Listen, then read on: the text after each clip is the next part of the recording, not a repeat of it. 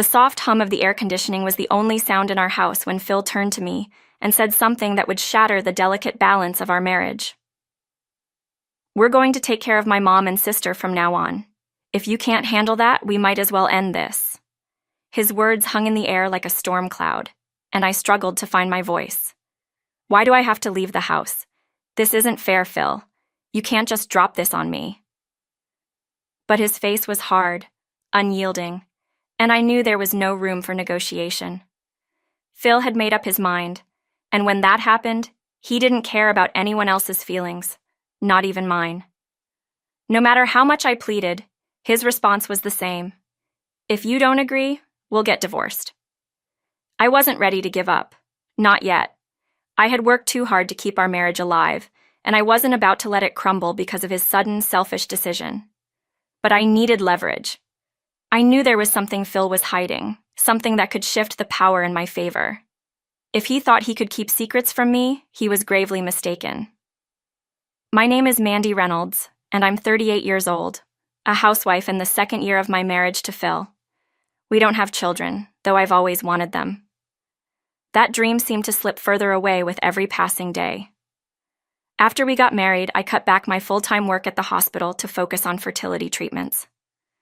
I thought Phil and I were on the same page about having kids, but as the months passed, it became clear that Phil wasn't as invested in the process as I was.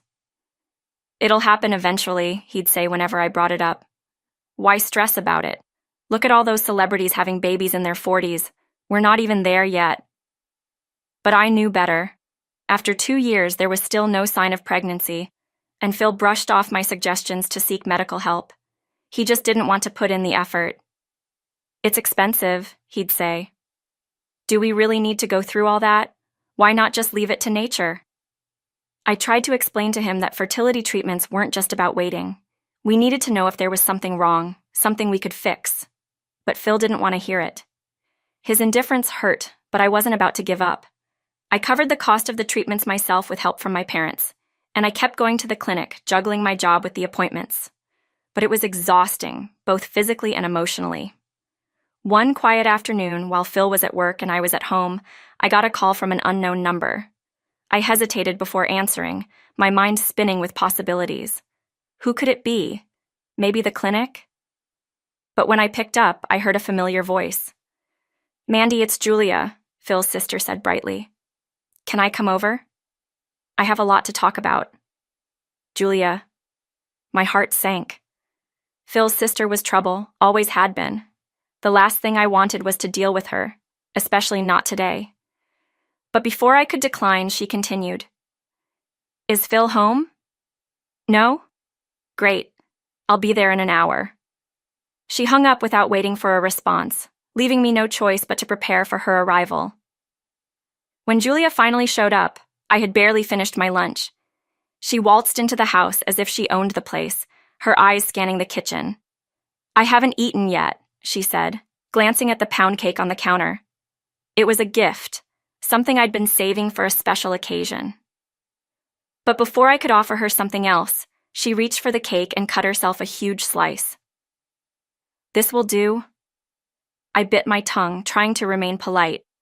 But as Julia sat down and started talking, I realized I wasn't prepared for what came next. "I'm pregnant," she said casually between bites.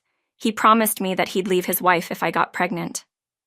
The words hit me like a punch to the gut. I stared at her, trying to process what she had just said. Julia was openly admitting to having an affair with a married man, and now she was expecting his child. My mind raced. How could someone like her, so reckless and thoughtless, be pregnant when I couldn't even get through a single cycle without disappointment? I felt a knot of anger and frustration rising in my chest, but I kept my voice steady. "Does Phil know about this?" Julia shrugged. "Not yet, but he'll understand. I mean, it's not like I can control who I fall in love with." That was Julia, always acting like the world owed her something. I listened in stunned silence as she talked about her affair, how her lover had promised to leave his wife and marry her. It was a disaster waiting to happen, and I didn't want any part of it. After she finally left, I sat in the empty house, wondering how my life had turned into this mess. When Phil came home that night, I told him about Julia's visit, hoping he would share my concern, but instead of supporting me, he turned on me. "You need to apologize to Julia," he said coldly. "She told me you upset her." Apologize? For what? I couldn't believe what I was hearing. Julia was the one causing all the problems, but somehow I was the villain in this story. "Phil, she's having an affair. She's pregnant by a married man. How is this okay?" Phil's expression hardened. "Julia is going through a lot. You should be more understanding." I didn't know what to say. Phil's blind loyalty to his sister was infuriating, and no matter how much I tried to reason with him, he refused to see the truth. His sister was spiraling into chaos, and he was letting her drag us down with her. Over the next few weeks, Julia's presence in our lives became unbearable. She called and texted me constantly, seeking advice and sympathy that I wasn't willing to give. Phil, of course, thought it was no big deal. "Just be there for her," he'd say. "She doesn't have anyone else." It wasn't just the phone calls and texts, though. One day, a truckload of boxes arrived at our house, addressed to Phil. I stared at them in confusion, wondering what on earth he had ordered. But when Phil came home late that night, his explanation made my blood run cold. "Julia and Mom are moving in with us," he said casually, like it was the most normal thing in the world. "We'll be living together from now on." I couldn't believe it. He had made this decision without even consulting me. I had married him, not his entire family. We had barely any contact with his mother and sister since the wedding, and now they were suddenly moving in. "Are you serious, Phil? You can't just spring this on me?" Phil shrugged. "We have a spare room. It'll be fine. They don't have anywhere else to go, and besides, I'm about to be promoted. My salary will increase, so we'll be able to manage." It was like talking to a wall. No matter what I said, Phil wouldn't budge. His family came first, and I was expected to fall in line. But I wasn't ready to accept this new reality. That night, I lay awake in bed, staring at the ceiling. I had to find a way out of this mess.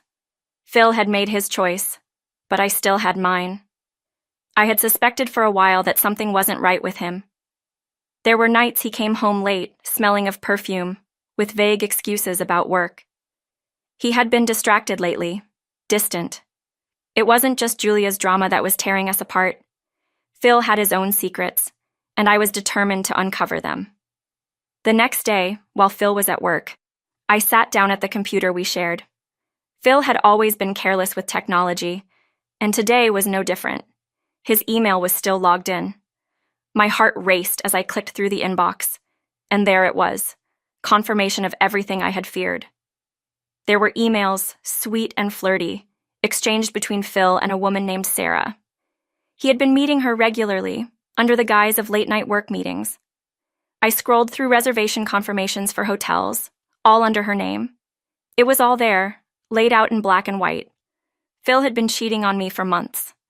A wave of nausea washed over me as I realized the extent of his betrayal. While I had been bending over backward to keep our marriage intact, he had been sneaking around with someone else. But I wasn't about to let him get away with it. I printed out the emails and the hotel reservations, careful to gather enough evidence to confront him. This wasn't just about me anymore. If Phil thought he could play the victim while cheating on me, he was in for a rude awakening. But I had to be smart about it. I wasn't ready to show my hand just yet. Meanwhile, Julia's situation was unraveling quickly. The man she had been seeing wasn't planning on leaving his wife after all. In fact, his wife found out about the affair, and Julia was facing legal consequences. She had no job, no stable income, and now she was being hit with a demand for compensation from the wife. It was chaos, and Julia came to me sobbing and begging for help. "You revealed everything, didn't you?" she accused me one day in the supermarket. "You told his wife about us. You ruined everything." I looked at her calmly. I didn't say a word. But you can't expect to destroy someone's family and walk away without consequences. Julia was furious, blaming me for all her problems, but I stood my ground. She had made her choices, and now she had to face the fallout. Her affair partner had chosen to stay with his wife, leaving Julia alone, jobless, and pregnant. Back at home, things were tense with Phil. He acted like nothing had changed, oblivious to the fact that I was gathering more evidence against him.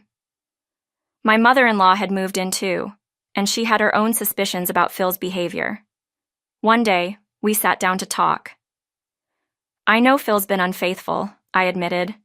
I'm getting ready to leave him, but I need to gather more evidence before I confront him. To my surprise, she didn't react with shock or anger. Instead, she calmly handed me a small envelope. Inside was a bank card. "Use this," she said quietly. "Hire a private investigator. Phil needs to face the consequences of his actions." I hadn't expected this level of support from my mother-in-law, but I wasn't about to turn it down. With her help, I hired a detective who specialized in tracking infidelity. It didn't take long to get the proof I needed, photos of Phil with Sarah, entering and leaving hotels together. Now I had everything. I just needed to decide when to confront him. 2 weeks later, Julia received a letter addressed to her from the wife of her affair partner. She was being sued for $30,000 in compensation. When Phil saw the letter, he was livid. "What's this?" he demanded, snatching the paper from Julia's hands. "A woman's name? Compensation? This is ridiculous. It's probably just harassment." Phil refused to believe that Julia had done anything wrong, even as the evidence piled up. He was blinded by his loyalty to his sister, refusing to see the truth. But I had had enough. "Phil," I said quietly, laying the photos from the detective on the table. "You're not the victim here. You've been cheating on me with Sarah for months. Don't try to pretend this is about protecting your sister." His face went pale as he looked at the photos. For the first time in weeks, he had nothing to say. I could see the fear in his eyes, but I wasn't about to let him off the hook. "I'm filing for divorce," I continued, "and I'll be demanding compensation for everything you've put me through." Phil tried to laugh it off, but there was a desperation in his voice. "Mandy, come on. We don't need to do this. It was just a mistake. You still love me, right?" But I didn't feel anything for him anymore. The love I once had for Phil had been buried under layers of lies and betrayal. I had made my decision, and nothing he said could change that. As I packed my bags and prepared to leave, Phil collapsed at my feet, begging me to stay. But it was too late. He had made his choices, and now he would have to face the consequences. "Goodbye, Phil," I said, walking out the door. "You'll hear from my lawyer." In the weeks that followed, our divorce went through smoothly. I received the compensation I was owed, and Phil's reputation at work crumbled as news of his affair spread. He was transferred to a dead-end position, and his life spiraled further into ruin. Julia, too, faced the consequences of her actions. With no job, no support, and a tarnished reputation, she found herself completely isolated. Her affair partner chose to stay with his wife, leaving her to deal with the fallout alone. As for me, I finally felt free. Free from the lies, the betrayals, and the constant stress of trying to hold a crumbling marriage together. I had found a new partner, someone kind and understanding, who respected me for who I was. For the first time in a long time, I felt hopeful about the future. My past with Phil was behind me, and now I could focus on rebuilding my life on my own terms.